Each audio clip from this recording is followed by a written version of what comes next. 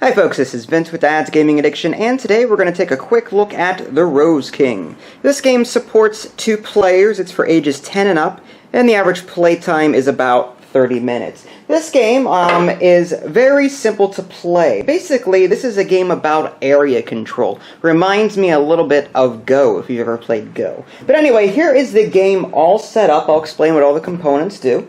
You've got the box insert over here, for those of you curious. I left the tokens in the box, and they're two-sided. One is white, and the other side is red, and that's indicative of the 2 different player colors in the game. One player will be white, and they'll have this side on the board like that, and then the red player will have this over here, and the crown will be up here. It's very important that the crown be between the players like this, and it's also very important that these power cards over here, each player gets 5 of them at the beginning of the game, and they are face up, but it's very important that they are in the same orientation as the crown. So you'll notice that the crown is on the top here, matching the crown being on top of the board here. It would be incorrect for the cards to look like this, because on each card there is a Roman numeral and a direction, and it's very important that the cards maintain the same orientation because for balance purposes. Like, for example, let's say that this player were to draw cards that showed a direction, and that's what this sword is all about, that shows what direction. Let's say that this player drew all cards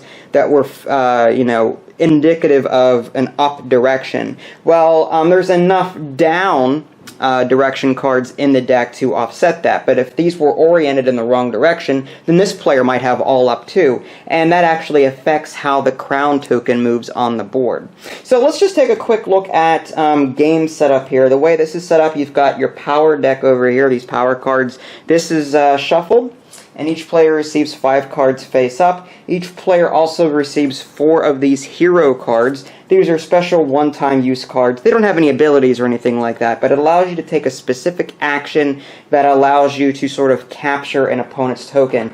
The main idea of this game is you're going to be sharing this crown, and you're going to be moving it around the board with these cards here, and you're going to be leaving these tokens of your color wherever you happen to land. Now, you have to land in an empty space unless you use these power cards. But I'm getting ahead of myself. Let's just take a quick look at what a player turn looks like.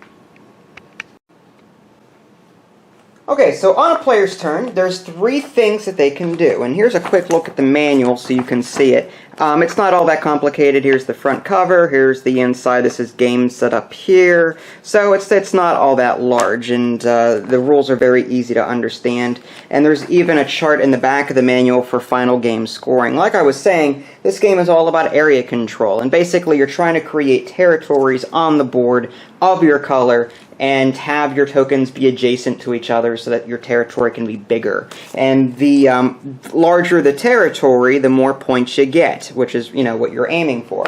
So on a player's turn, they can do one of 3 things. They can play a card to the discard pile in order to move this crown here. Let's just say that this player were to play this card here. There's the Roman numeral 1 and a sword in this direction. The 1 indicates how many spaces the crown moves, and the sword indicates the direction. So it would go something like that. Now, whenever you use a card, you discard it, and then you put a token of your color wherever the crown happens to land.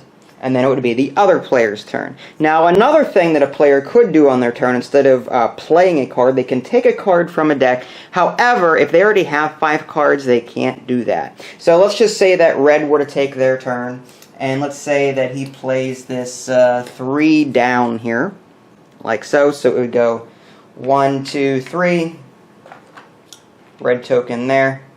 There we go. And now it's white's turn again. Let's say he wanted to do something different. Let's say he wanted to draw from the deck. Well, he has less than 5 cards, so he can do that. So he's going to go ahead and just draw a card, and that would end his turn. Now, there's going to be a situation where you can actually play your hero cards. And like I was saying before, you can only move to an empty space. There is an exception, however. Whenever you use your hero card, you can land on an opponent's space. I don't know if I actually have a card in front of me that can do it.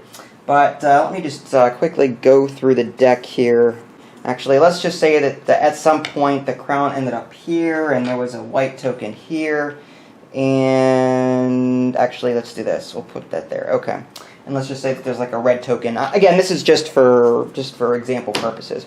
Now, I've got a card here. It is 2 to the left. Okay, so as white, I could play this card, but I'd be landing on this red token here as the yellow crown.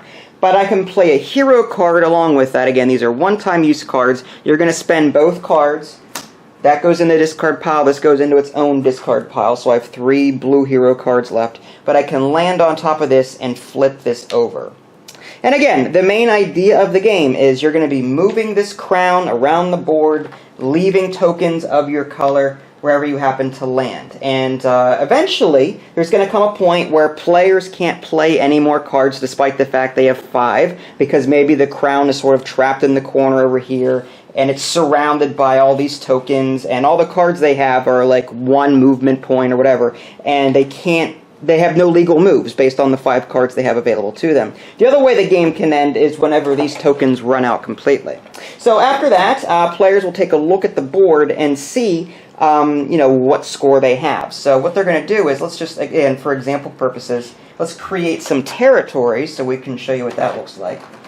Let's do one here and one here. Obviously, the board is going to be a little bit more filled up than this, but I'm just going to show you a quick example of what scoring might look like. Okay, so let's say that this is sort of what the end of the game looks like. Imagine that there's other tokens maybe around the board, but for scoring purposes, you're going to take a look at each territory individually. This would be considered 1 territory. Diagonals do not count. So this is a territory of 3 here, and this is a territory of 2 here for red. And again, it's just the number of tokens in that territory squared. Now, if you're bad at math, again, there's a table in the back. So there's 3 tokens here. 3 times 3 is 9, so that's 9 points for this territory here. 2 squared is 4, so that'd be 4 points. So you'd sum up all of your territories, you'd score each one individually, sum all of those up, and then get your final score. As another example, you've got 4 here. 4 squared is 16. This is 2 here, so that's 4, so 16 plus 4 is 20. So in this case, the white player would win the game. Again, this is just for example purposes. The board would be more filled up than this, but I think you get the idea. And again, whoever has the most points at the end of the game wins. Okay, so that was a very brief overview of the Rose King. Now, I didn't cover every little nitty-gritty detail in the manual, but hopefully this gives you the general idea. I have to say, I really like this game. Again, it reminds me of Go, but I like the fact that there are cards that you have to play in order to move this shared crown around on the board. And on top of that, you can actually see what your opponent's cards are. So you have to think to yourself, okay, if I use this card to move the crown here, can he, on his next turn, possibly play a hero card along with one of his other cards to flip one of my tokens over? If you've got a situation where you've got something like this, for example, and you're thinking to yourself, I need to maneuver this crown in such a way to where I can get it to this spot, use a hero card, flip this over, and now I've expanded my territory. It used to be a territory of 3 here and 2 here, but now we've got 1 large territory of 6 tokens instead of them being separated like this. And obviously it's worth more